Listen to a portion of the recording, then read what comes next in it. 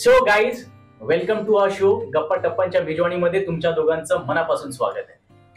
तर मला सगळ्यात अगोदर हे सांगा की तुमची जोडी जमली तरी कशी? नाही, तू म्हणालास त्याप्रमाणे जितकी गोड ती आहे तितकाच गोड तिचा आवाज आहे. तर ह्या गोष्टीच्या प्रेमात मी पहिल्या क्षणालाच पडलो. वा, क्या बात आहे, क्या बात आहे. अगदी बरोबर आहे. हे केल्यामुळे त्याने जे बोलायचं होतं ते बोलला नाही. काय बोलायचं होतं नेमकं? ते की माझ्याबद्दल काहीच बोला नाही.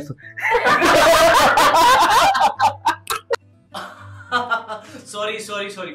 आता मी गुरुला इंट्रोड्यूस करणार आहे. स्मार्ट, डॅशिंग, हँडसम हम, चॉकलेट बॉय, ज्याची आपली फिल्म इंडस्ट्री आतुरतेने वाट पाहते.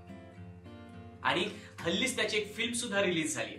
आजच्या आघाडीचा धडाडीचा ऍक्टर म्हणजे गुरु दिवेकर. अरे बास, लाजवलं मला. थँक्यू. नाही, पण खरं सांगायचं तर मी तुझ्या पर्सनॅलिटीचा मी स्वतः खूप फॅन आहे. मला तुझी ओव्हरऑल फिजिक म्हण, तुझा फीचर्स म्हण, एक जो काही चॉकलेट लुक आहे तो मला स्वतःला पर्सनली खूप आवडतो. आणि म्हणून आता मी मधुरा सोबत काम केले म्हणून तुमची जोडी मला खूप आवडते.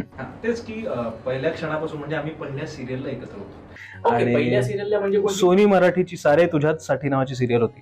त्याच्यात आम्ही एकत्र होतो. दोघांची ती पहिलीच सिरियल. एकत्र काय कपल होतं की भाऊ बहीण? कपल नाही, कपल होतो. आणि कपल होऊ असं आधी वाटलं नव्हतं. नंतर त्यांनी ट्रॅक मध्ये ते जोडलं आम्हाला. ओके.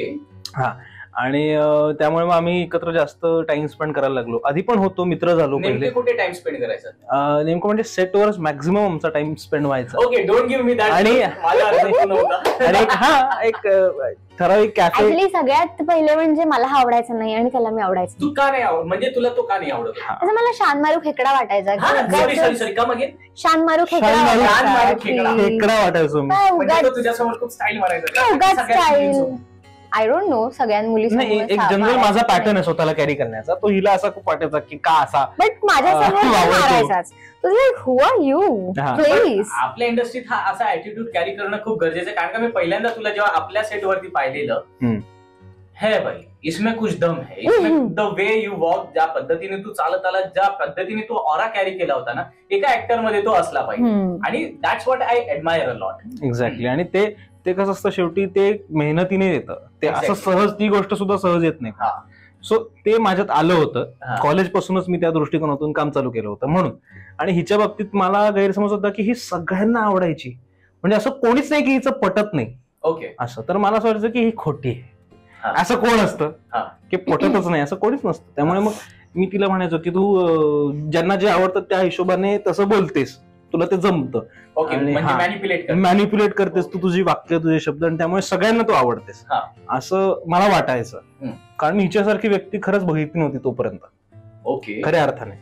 आणि मग इव्हेंच्युअली नेगेटिव्ह सेन्स की पॉझिटिव्ह सेन्स? नाही, पॉझिटिव्ह सेन्स. पण तेव्हा ते मला वाटायचं की नाही, ही अशी कशी असू शकते, ती खोटी वाटेल इतकी चांगली वागायची. कारण असा तिचा हे होता. तू पाहिलंयस मला, मी तशीच असते. सुरुवातीला आमचं काही बोलणं वगैरे व्हायचं नाही सेटवरती, पण नंतर हळूहळू आपणच जे काही जेलप झालो चांगले झाली होती आमची.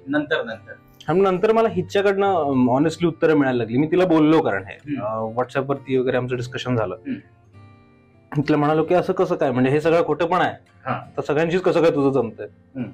ती म्हणाली मी अशीच आहे. आणि माझं तिचं आयुष्याकडे बघण्याचा दृष्टिकोन एकंदर जेव्हा मला कळलं तेव्हा खऱ्या अर्थाने मी तिच्या प्रेमात पडलो.